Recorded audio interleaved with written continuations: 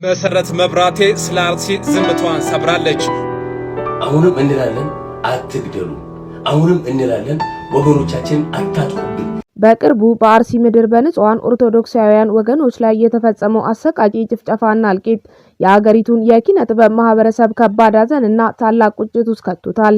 ከ37 በላይ የሚሆኑ ንጹሃን ህፃናት፣ እናቶችና የሃይማኖት አባቶች በማንነታቸውና በእምነታቸው ብቻ ተለይተው የታረዱበት፣ አብያተ ክርስቲያናት የነደዱበትና መንፈሳውያን አባቶች ከነክህነታቸው የተሰዉበት ይህ ዘግናኝ ድርጊት የሀገሪቱን ታዋቂ አርቲስቶች ከተቀመጡበት የፈጠራ ማማ አውርዶ ወደ ህዝባዊ ዋይታና ወደ ፍትህ ጥሪ አደባባይ አውጥቷቸዋል። ይህ ዝግጅት በምስራቅ አርሲ ለተሰዉት ንጹሃን ድምጻቸውን ያሰሙትን የኪነ ጥበብ ባለሙያዎችን ቁጣ መነሻ በማድረግ በጥበብ ታሪክ ውስጥ አርቲስቶች እንዲህ ያሉትን አሰቃቂ የሰብአዊ መብት ጥሰቶች፣ የዘር ማጥፋት ወንጀሎችና ግፎች በፈጠራ ስራዎቻቸውና በይፋዊ አቋሞቻቸው እንዴት እንደታገሉ፣ ስርዓቶችን እንዴት እንዳንቀጠቀጡና ታሪክን እንዴት እንደቀየሩ ከመጻሕፍት ከጥናት ጽሑፎችና ከዓለም አቀፍ ጋዜጦች እያጣቀሰ በጥልቀት ይተነትናል።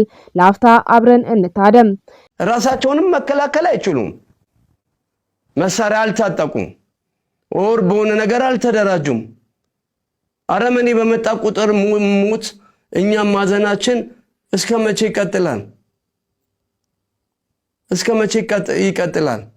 የምስራቅ አርሲው እልቂት የኢትዮጵያን የኪነ ጥበብ ማህበረሰብ ዝምታ የሰበረ ሰብአዊ ቀውስ ነበር። ታዋቂ አርቲስቶች በማህበራዊ ሚዲያ ገጾቻቸውና በቪዲዮ መልእክቶቻቸው አማካኝነት የገለጹት ሐዘንና ቁጣ የኪነ ጥበብ ሰብአዊነት መገለጫ ህያው ምስክር ነው። ታዋቂዋና አንጋፋው አርቲስት መሰረት መብራቴ በምስራቅ አርሲ እየተከሰተ ስላለው ወቅታዊ የጸጥታ ችግርና ሰብአዊ ቀውስ የተሰማትን ጥልቅ ሐዘን ስትገልጽ ምድሪቱን የደም ምድር በማለት ፈርጃታለች።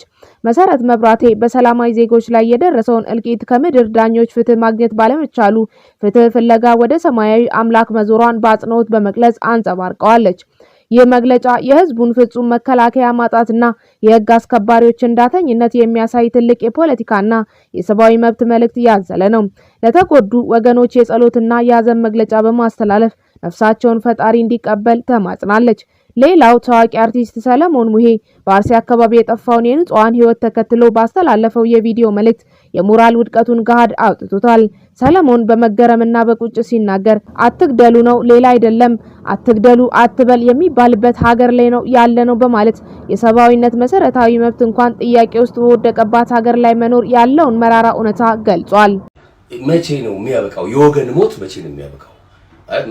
መርጦ አልቃሽ ትባላለህ ስትናገር። አትግደሉም ነው፣ ሌላ አይደለም። እንዴ አትግደሉም አትበል የሚባልበት ሀገር ላይ ነው ያለው። ልክ አይደለም። በተጨማሪም አርቲስቶች ስለ ህዝብ ህመም ድምጻቸውን ሲያሰሙ የሚገጥማቸውን የፖለቲካ ታርጋና የቡድንተኝነት ክስ ሲተች ድምጻችንን ስናሰማ መርጦ አልቃሽ ትሉን አላችሁ በማለት ማህበረሰባዊ ግብዝነትን ተቃውሟል። ሰለሞን ኢትዮጵያ በጋራ የምንስማማባት ሀገር እንድትሆንና ሁሉም ለሰላም እንዲቆም ጥሪ አቅርቧል። የተወዳጁ አርቲስት ንብረት ገላው መልእክት ደግሞ ሙሉ በሙሉ መንፈሳዊ ይዘት ያለውና በምድር ላይ ፍትህ የመስጠት የሰዎች አቅም ማብቃቱን የገለጸ ነበር። ንብረት ገላው በታጠቁ ኃይሎች በንጹሃን ዜጎች ላይ የደረሰውን ጥቃት ሲያወግዝ የሰው ጥበብ ቆሟል። በገዳማትና አብያተ ክርስቲያናት በቅዱስ ታቦቱ በንዋያተ ቅዱሳቱ በአባቶች የሚስጥረ ክህነትና በቅዱሳኑ ላይ የሚያድር መንፈስ ቅዱስ ገድል ታምራቱን ያድርግ። አምልኳችን አይፈር። እግዚአብሔር በማደሪያዎቹ ላይ አድሮ እንዲያድንና እንዲፈርድ አጥብቄ እጸልያለሁ። ወየሁ አርሲ። ይህ ንግግር የሃይማኖት ተቋማትና የሃይማኖት አባቶችን በቀጥታ ኢላማ መደረጋቸውን የሚያሳይና የአርቲስቱን ጥልቅ መንፈሳዊ ስብራት የሚገልጽ ነበር። አርቲስት ቸርነት ወልደ ገብርኤል በበኩሉ የመንግስትን ቅድሚያ የሚሰጣቸውን ተግባራት በጽኑ ተችቷል። በሀገሪቱ በተለያዩ ቦታዎች በተለይም በምስራቅ አርሲ ሰዎች እየታረዱና ቤታቸው እየተቃጠለ መሆኑን በመጥቀስ መንግስት እንደ መንገድ መስራትና ከተማዋን ማስዋብ ባሉ ልማቶች ላይ ትኩረት ከማድረጉ በፊት የመጀመሪያውንና ዋነኛውን ስራው የህዝብን ሰላምና ደህንነትን ማረጋገጥ መሆን አለበት ብሏል። ቤተክርስቲያናት መቃጠላቸውን፣ ሽማግሌዎችና ካህናት በየእምነታቸው ምክንያት ጥቃት እየደረሰባቸው መሆኑን በማንሳት ባለስልጣናት ቁጭ ብለው እንዲያዩና ሰላም እንዲያወርዱ በጥብቅ ጠይቋል። ታዋቂው ድምፃዊ ያሬድ ነጉም በማህበራዊ ሚዲያው ባስተላለፈው መልእክት ፍትህ ለተነፈጉና ለተጎዱ ወገኖቻችን ድምጽ መሆን ይገባል። ቤት ሲቃጠልና ንጹሃን ሲሳደዱ ዝም ማለት አይቻልም በማለት የኪነ ጥበብ ሰዎችን የዝምታ አጥር ሰብሯል። እኛ አቅቶናል፣ ለሀገራችን ሰላምና ለወገኖቻችን ደህንነት ፈጣሪ እንዲደርስልን እጸልያለሁ በማለት እንደ አንድ የሀገር ልጅ ለፍትህ መቆም የሁላችንም ግዴታ መሆኑን አስገንዝቧል። የኢትዮጵያ አርቲስቶች ያሳዩት ቁጣና ሀዘን በዓለም አቀፍ ደረጃ ጥበብ ለሰብአዊ መብት ካደረገችው ዘመናዊና ታሪካዊ ተጋድሎ ጋር ይመሳሰላል። በታሪክ ውስጥ አሰቃቂ ተግባራትን፣ የዘር ማጥፋትንና አምባገነንነትን በብዕራቸው በክራራቸውና በብሩሻቸው የታገሉ የኪነ ጥበብ ሰዎችን ታሪክ በተለያዩ የታሪክ መጻሕፍትና ጥናቶች ላይ ተመዝግቦ እናገኘዋለን። በኪነ ጥበብ ታሪክ ውስጥ በጥፋትና በጦርነት ላይ የተሳለ ታላቅ የተቃውሞ ስዕል ቢኖር የፓውሎ ፒካሶ ጊዌርኒካ ነው። በኤፕሪል 1937 በስፔን የእርስ በርስ ጦርነት ወቅት በናዚ ጀርመንና በፋሺስት ኢጣሊያ የጦር አውሮፕላኖች አማካኝነት ጊዌርኒካ በተባለች የባስክ እምብርት ከተማ ላይ አሰቃቂ የቦምብ ናዳ ወረደ። በመቶዎች የሚቆጠሩ ንጹሃን ዜጎች፣ እናቶችና ህጻናት ተጨፈጨፉ። ፒካሶ ይህንን ግፍ ሲሰማ የነበረውን ጥልቅ ቁጭትና ሀዘን በግዙፉ ሸራ ላይ አሳረፈው። ጊዌርኒካ The Biography of a 20th Century Icon በተባለው መጽሐፋቸው የታሪክ ምሁሩ ጌስ ቶማስ እንደጻፉት ፒካሶ ስዕሉን የሳለው ለፖለቲካዊ ፕሮፓጋንዳ ሳይሆን የሰው ልጅ ስቃይ ለዓለም ለማሳየት ነበር። በስዕሉ ላይ የሚታዩት የተቆራረጡ የሰው አካላት፣ በሀዘን የምታለቅስና የሞተ ልጇን የያዘች እናት እንዲሁም በሚጮሁ ፈረሶች የጦርነት አስከፊነትን ቁልጭ አድርገው ያሳያሉ። ይህ ስዕል በዓለም ዙሪያ በመዘዋወሩ የፍራንኮን ፋሺስታዊ አገዛዝ ግፍ ለዓለም አጋልጧል። አንድ የናዚ መኮንን ፓሪስ ውስጥ የፒካሶን ስቱዲዮ በጎበኘበት ወቅት የጊዌርኒካን ፎቶ አይቶ ፒካሶን ይህንን የሰራኸው አንተ ነህ ብሎ ሲጠይቀው ፒካሶ በድፍረት አይ እኔ አይደለሁም ይህንን የሰራችሁት እናንተ ናችሁ በማለት መመለሱ በታሪክ መጻሕፍት ላይ በክብር ሰፍሯል። ዛሬም ድረስ ስዕሉ በምስራቅ አርሲ እንደታረዱት ንጹሃን ሁሉ በዓለም ዙሪያ ለሚጠቁ ህዝቦች ድምጽ መሆን የቻለ የጥበብ ተጋድሎ ምሳሌ ነው። በአፍሪካ ምድርም የኪነ ጥበብ ሰዎች ለንጹሃን እልቂት ዝም ያሉበት ጊዜ የለም። እንደ አውሮፓውያኑ አቆጣጠር በ1960ዎቹ መገባደጃ ላይ በናይጄሪያ የተነሳው የቢያፍራ እርስ በርስ ጦርነት በሚያደጋግ ህዝቦች ላይ ታላቅ እልቂትና ረሃብ አስከትሎ ነበር።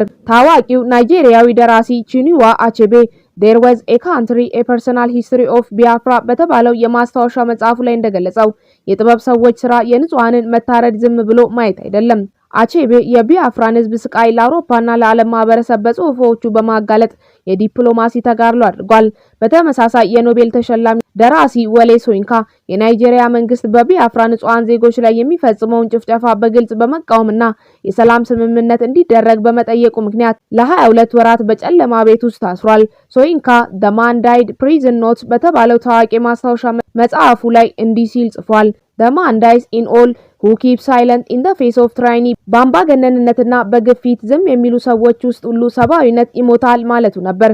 ይህ አባባል ዛሬ በአርሲ ለተፈጸመው ግፍ ድምጻቸውን ላሰሙት እንደ ሰለሞን ሙሄ፣ መሰረት መብራቴና ያሬድ ነጉ ላሉ አርቲስቶች ትልቅ መነሳሻ ነው። ጥበብ ዝም ካለች ሰብአዊነት ይሞታል። በሶቪየት ህብረት የኮሚኒስት አምባገነንነት ዘመን በሚሊዮኖች የሚቆጠሩ ንጹሃን ዜጎች በሳይቤሪያ የበረዶ ምድረ በዳ በነበሩ የጉላግ የግዳጅ ስራ ካምፖች ውስጥ ያለ ፍርድ ያልቁ ነበር። ይህንን አሰቃቂ የሰብአዊ መብት ጥሰት ለዓለም ያጋለጠው ደራሲው አሌክሳንደር ሶልጂኒትሲን ነው። ሶልጂኒትሲን በራሱ ካሳለፈው ስቃይ በመነሳት ደጓል አርኪፔላጎ የተባለውን ባለሶስት ጥራዝ መጽሐፍ በሚስጥር ጻፈ። መጽሐፉ በምዕራባውያን ጋዜጦችና አሳታሚዎች እጅ ገብቶ በመታተሙ በሶቪየት ህብረት ውስጥ የነበረውን ስልታዊ ጭፍጨፋና የሰብአዊ መብት ረገጣ ለዓለም አጋልጧል። ይህ የኪነ ጥበብ ስራ የሶቪየትን የሞራል የበላይነትን ያፈረሰና ስርዓቱ ከዓመታት በኋላ እንዲናጋ ካደረጉት ዋና ዋና የባህልና የፖለቲካ ተጽዕኖዎች አንዱ ተደርጎ በጥናት ጽሑፎች ላይ ይጠቀሳል። በደቡብ አፍሪካ የአፓርታይድ ወይንም የዘረኝነት ስርዓት ንጹሃንን ጥቁሮችን በገዛ ሀገራቸው እንደ ሁለተኛ ዜጋ እየታዩ በሻርፕቪል እና በሶዌቶ አሰቃቂ ጭፍጨፋዎች ሲፈጸምባቸው የኪነ ጥበብ ሰዎች ትልቅ የትግል መሳሪያ ነበሩ። እንደ ሚሪያም ማኬባ እና ሁ ማሴኬላ ያሉ ሙዚቀኞች በስደት ሆነው ስለ ሀገራቸው ህዝብ እልቂት የዘፈኑት ዜማ የዓለም አቀፉ ማህበረሰብ በአፓርታይድ ላይ አነሳስቷል። እንደ አውሮፓውያን አቆጣጠር በ1980ዎቹ የኒውዮርክ ታይምስ ጋዜጣ እንደዘገበው በሙዚቀኞቹ የተዘጋጁት የፍሪ ኔልሰን ማንዴላ ኮንሰርቶች በቢሊዮን የሚቆጠሩ ሰዎችን አይን በመክፈት በደቡብ አፍሪካ የነጮች መንግስት ላይ የኢኮኖሚና የፖለቲካ ማዕቀብ እንዲጣል ከፍተኛ ግፊት አድርገዋል። ይህ የሚያሳየው የኪነ ጥበብ ኃይል ከጦር መሳሪያ በላይ መንግስታትን የማስገደድ አቅም እንዳለው ነው። የኢትዮጵያ የኪነ ጥበብ ታሪክም ቢሆን ከህዝብ ስቃይና መከራ ጋር የተቆራኘ ነው።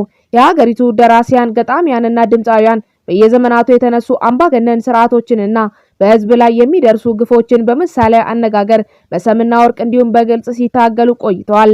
በቀዳማዊ ኃይለ ሥላሴ ዘመን በነበረው የወሎ ረሃብ ወቅት መንግስት እውነታውን ደብቆ በነበረበት ጊዜ የኪነ ጥበብ ሰዎች በግጥሞቻቸውና በቲያትሮቻቸው የህዝቡን ስቃይ ያሳዩ ነበር።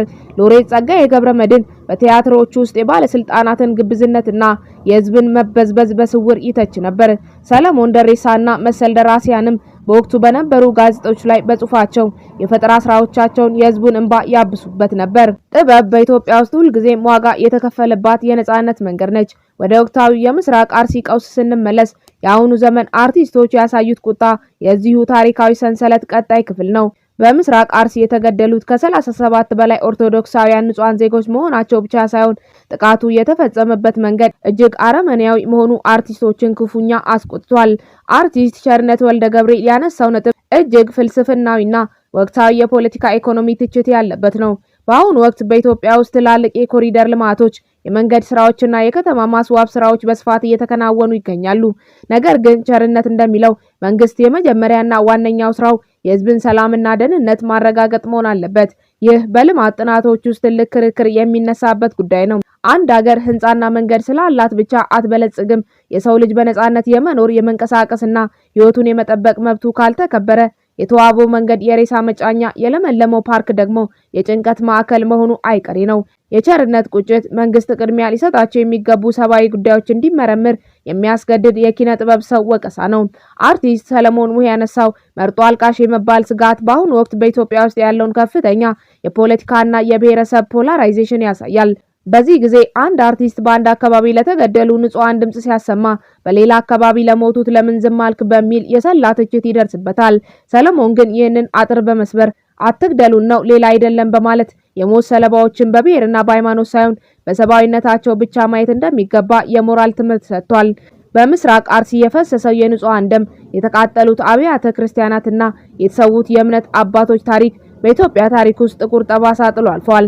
ነገር ግን የሀገሪቱ የኪነ ጥበብ ሰዎች መሰረት መብራቴ፣ ሰለሞን ሙሄ፣ ንብረት ገላው፣ ቸርነት ወልደ ገብርኤልና ያሬድ ነጉ ለዚህ ግፍ ዝም አለማለታቸው ጥበብ አሁንም ህያው መሆኗን ያሳያል። ታሪክ እንደሚያስተምረን ፓብሎ ፒካሶ በስዕሉ፣ ወሌ ሶይንካ በብዕሩ፣ ሚሪያም ማኬባ በዜማዋ ግፈኛ ስርዓቶችን እንደታገሉ ሁሉ የኢትዮጵያ አርቲስቶችን በማህበራዊ ሚዲያና በቪዲዮ መልእክቶቻቸው ያደረጉት ቁጣና ዋይታ የመንግስትንና የዓለም አቀፉ ማህበረሰብ ህሊና የሚያንኳኳ ነው። ጥበብ ስትጮህ ፍትህ ትነቃለች። የአርቲስቶቻችን ድምጽ የምስራቅ አርሲ ሰማዕታትን ደም በከንቱ እንዳይቀር ለወደፊቱም የዜጎች ደህንነት እንዲጠበቅና በሀገራችን ላይ ዘላቂ ሰላም እንዲሰፍን የሚያስገድድ የፍትህ ደውል ሆኖ ይቀጥላል። የወገኖቻችን ነፍስ በሰላም ትረፍ። ለሀገራችንን ፈጣሪ ፍቅርንና አንድነትን ይስጥልን። እኛ እዚህ ጋር በቃን። ቸር ያቆየን።